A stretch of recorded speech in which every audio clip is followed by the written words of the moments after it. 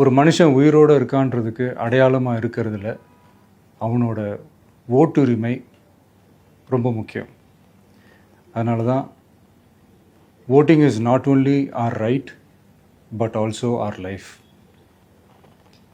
ஒரு முக்கியமான விஷயத்தை பற்றி இப்போ நான் உங்ககிட்ட ஷேர் பண்ண போகிறேன். இது நான் ஃபஸ்ட்டு கேள்விப்பட்ட உடனே எனக்கே ரொம்ப ஷாக்கிங்காக தான் இருந்தது. இப்போ நான் பேசிகிட்டு இருக்கிற இந்த நேரத்தில் தமிழ்நாட்டில் இருக்கிற நம்ம யாருக்குமே ஓட்டு போடுற உரிமையே இல்லைன்னு சொன்னால் நம்புவீங்களா? நான் நீங்கள் உட்பட யாருக்குமே அது இல்லை. நான் பயமுறுத்துறேன்னு நினைக்காதீங்க, அதுதான் நிஜமும் கூட. கொஞ்சம் ஏமாந்தால் நம்மளை மாதிரியே இன்னும் லட்சக்கணக்கான பேருக்கும் இதே நிலைமை தான். ஓட்டு போடுற அந்த உரிமையே இல்லாத மாதிரி ஒரு நிலைமை வந்தாலும் வரலாம். இதுக்கு மெயின் ரீசன் அந்த எஸ்ஐஆர், ஸ்பெஷல் இன்டென்சிவ் ரிவிஷன், சிறப்பு தீவிர திருத்தம்.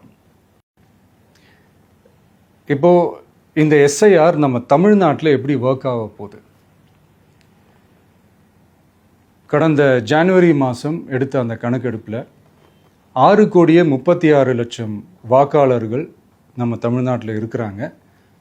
ஆனால் அவங்க யாருக்குமே இந்த ஓட்டு போடுற உரிமையே இல்லை.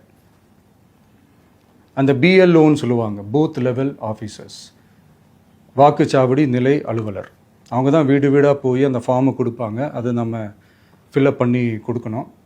அதை தேர்தல் ஆணையம் அதை எடுத்துகிட்டு போய் அதை ஸ்க்ரூட்டினைஸ் பண்ணி அது எல்லாமே கரெக்டாக இருக்கான்னு செக் பண்ணி பார்த்ததுக்கப்புறம் அந்த வாக்காளர் பட்டியலை வெளியிடுவாங்க. அந்த வாக்காளர் பட்டியலில் நம்ம பேர் இருக்கணும், அப்போ தான் நம்மளால் ஓட்டு போட முடியும்.